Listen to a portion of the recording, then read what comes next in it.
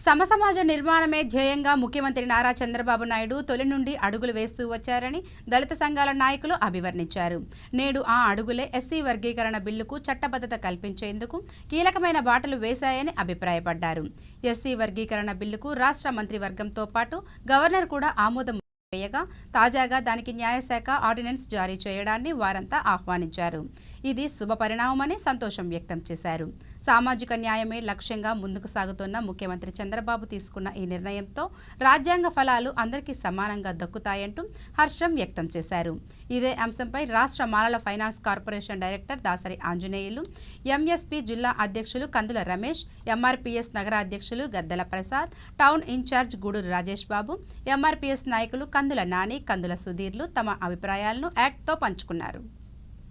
మరి మొన్న పార్లమెంటులో వర్గీకరణ బిల్లు ఏదైతే ఆమోదం అయిందో గవర్నర్ గారి సంతకంతో అది అమలులో కూడా త్వరలోకి రాబోతుంది.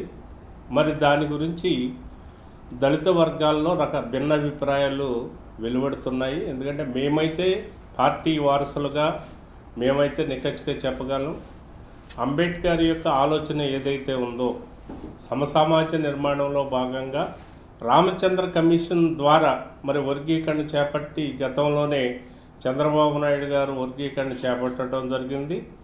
ఆ సమయంలో మాలలకు అన్యాయం జరుగుతుంది, ఇది తగదని చెప్పేసి సుప్రీంకోర్టుకి వెళ్తే దళితులంతా ఒక్కటే, వర్గీకరణ కుదరదని చెప్పి సుప్రీంకోర్టు కూడా తీర్పు ఇవ్వడం జరిగింది. 24 ఎలక్షన్లో కూటమి ప్రభుత్వం ఒక ఎజెండాతో ముందుకెళ్ళడం జరిగింది. ఆంధ్ర రాష్ట్రంలో కూడా మేము అధికారంలోకి వస్తే వర్గీకరణ చేపడతామనే ఒక ఎజెండా తీసుకుని ఎలక్షన్కి వెళ్ళారు. దాన్ని ఎలక్షన్కి వెళ్ళినప్పుడు సూపర్ 6తో పాటు సూపర్ 6లో ఒక భాగమైనటువంటి ఇది 3వ వాగ్దానాన్ని కూడా నెరవేర్చుకోవడం జరుగుతుంది. మిత్రులారా, మీ ఎవరు కూడా ఆధారపడాల్సిన పని లేదు. చంద్రబాబు నాయుడు గారు ఒక మహాజ్ఞాని. ఆయన ఏ వర్గాన్ని తక్కువగా చూసే పరిస్థితి లేదు. ఎందుకనంటే ఆయన సమాలోచన ఒక టీఈచ్చి ఐఎస్పి స్కూల్ని హైదరాబాదులో ఇంటర్నేషనల్ స్కూల్ని తీసుకొచ్చి హైదరాబాద్కే వన్ను తెచ్చిన వ్యక్తి. అదే రీతిగా మరి ఆ రోజున ఎన్డీఏ గవర్నమెంట్లో చంద్రబాబు నాయుడు గారు మరి ఆ రోజునట్టు ఒక ఎస్సీ సామాజిక వర్గానికి చెందినటువంటి కాకి మాధవరావు గారిని మూడు దఫాలుగా సిఎస్గా చేసుకున్న, అక్కడి నుంచి వాజ్పేయి గారి దగ్గర నుంచి పర్మిషన్ తెచ్చుకుని 3 దఫాలుగా సిఎస్గా చేసుకున్నటువంటి వ్యక్తి చంద్రబాబు నాయుడు గారు. అలాగే అన్ని వర్గాలకి సముచిత స్థానం కల్పించి ఇవాళ వర్లరామయ్య గారు ఉన్నారు, ఆయన్ని ఇవాళ పొలిట్ బ్యూరోలో కూర్చోబెట్టారు. ఒక పక్కన నక్కానందబాబు గారు. ఎవరిని కూడా తగ్గించుకోకుండా 2 వర్గాలని ప్రధానంగా 32 సంవత్సరాల క్రితము ప్రకాశం జిల్లా ఈదుముడిలో మాదిగ రిజర్వేషన్ పోరాట సమితి 18 మంది కార్యకర్తలతో ఏర్పాటు చేసి ఈరోజు దక్షిణాది రాష్ట్రాల్లో ఎంఆర్పిఎస్ స్థిరపడింది. ఆ ఫలితంగా మా పోరాట ఫలితంగా ఎంతోమంది మాదిగలు అమరులయ్యారు. ఈ పోరాటంలో ఎంతోమంది కోర్టులు చుట్టి, అదేవిధంగా జైళ్ళ చుట్టూ ఆర్థికంగా, శారీరకంగా, మానసికంగా ఎన్నో ఇబ్బందులు పడి మేము ఈరోజు ఎస్సీల ఏబిసిడీలు వర్గీకరణ శ్రీ మందకృష్ణమాది అన్నగారి నాయకత్వంలో మేము సాధించడం అనేది చాలా గర్వించదగ్గ విషయము. ఈరోజు మాది పండగ రోజుగా జరుపుకుంటున్న ప్రతి గ్రామంలో కూడా ప్రతి ఒక్కరు కూడా ఇది ఎస్సీల ఏబిసిడీల వర్గీకరణ అనేది సామాజిక న్యాయము.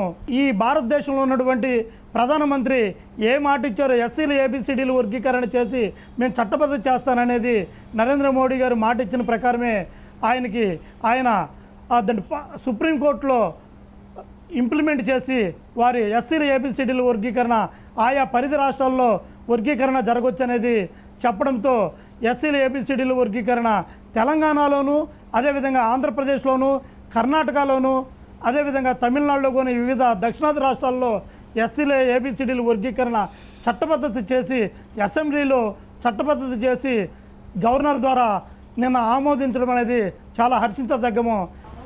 మేనిఫెస్టోలో మీరు ఏదైతే నేను గెలిచిన వెంటనే వర్గీకరణ మండలాల వారీగా, జిల్లాల వారీగా ఇస్తానని మీరు ఇచ్చినటువంటి మాటని తప్పకుండా ఈరోజు మా బిడ్డల భవిష్యత్తు, 3 తరాల భవిష్యత్తుకు మీరు బాట వేశారని మేమెంతో సంతోషిస్తున్నాము. మన ప్రధానమంత్రి గారు నరేంద్ర మోడీ గారు మాట ఇచ్చి మాటను నిలబెట్టుకున్నటువంటి విషయం మేము ఎంతో సంతోషిస్తూ ఉన్నాం. ఈ రోజున మా పిల్లల భవిష్యత్తు బాటేసినటువంటి మన ముఖ్యమంత్రి నారా చంద్రబాబు నాయుడు గారికి, లోకేష్ బాబు గారికి, అలానే పవన్ కళ్యాణ్ గారికి మా హృదయపూర్వక ధన్యవాదములు. నారా చంద్రబాబు నాయుడు ఎలక్షన్ ముందే ఎస్సీ వర్గీకరణ చేస్తానని చెప్పి హామీనిచ్చి ఎస్సీ వర్గీకరణ చేస్తే ఒక కమ్యూనిటీ అంటే మాల వర్గం శాంతం పక్కన పెడతారన్న ఉద్దేశం తెలిసినా కూడా ఆ మాటను కూడా లెక్క చేయకుండా ఎస్సీ వర్గీకరణ చేస్తానని ముందే మాటిచ్చి ఆ మాటకి కట్టుబడి ఎస్సీ వర్గీకరణ అని చేశారు. ఈ ఎస్సీ వర్గీకరణ చేయడానికి తర్వాత నారా చంద్రబాబు నాయుడు ఆధ్వర్యంలో పవన్ కళ్యాణ్ కానీ నరేంద్ర మోడీ కానీ ఈ ఎస్సీ వర్గీకరణని సహకరించినందుకు వాళ్ళందరికీ ప్రత్యేక ధన్యవాదాలు తెలుస్తున్నాం. వర్గీకరణ జరిగినందుకు చాలా సంతోషిస్తున్నాము. చదువుకి, ఉద్యోగాలకి, రాజకీయాలకి ఎంతో ఉపయోగపడుతుంది వర్గీకరణ. ఈ వర్గీకరణ జరిగినందుకు మేము చాలా ఆనందపడుతున్నాము. ఈ వర్గీకరణ చేసినందుకు కేంద్రం మోడీ గారికి, నారా చంద్రబాబు నాయుడికి ఎంతో రుణపడి ఉంటాం మేము. అదేవిధంగా ఏలూరు శాసనసభ్యులు చంటి గారికి కూడా చాలా రుణపడి ఉంటాము. ఈ వర్గీకరణ జరిగినందుకు మేము ఎంతో సంతోషిస్తున్నాము. ఎస్సీ వర్గీకరణ జరిగిన దాని విధానాన్ని బట్టి మేము ఎంతగానో సంతోషపెడుతున్నాం. ఈ ఎస్సీ వర్గీకరణ జరగడానికి మేము ఎంతో కాలం నుంచి మందకృష్ణ గారు ఎంతో శ్రమిస్తున్నారు, ఎంతో ప్రయాసపడ్డారు, ఎంతోమంది అమరవీరులు చనిపోయారు, ఎంతోమంది ప్రాణత్యాగం చేశారు. వాళ్ళందరికీ నివాళులు అర్పిస్తున్నాం. అందునిమిత్తం మోడీ గారు కానీ, పవన్ కళ్యాణ్ గారు కానీ, చంద్రబాబు గారు కానీ మాకు ఎంతగానో సపోర్ట్ చేసి మమ్మల్ని తండ్రి ఎస్సీ వర్గీకరణ రావడానికి కృషి చేసినందుకు వాళ్ళందరికీ హృదయపూర్వకంగా మీకు వందనాలు, కృతజ్ఞతలు.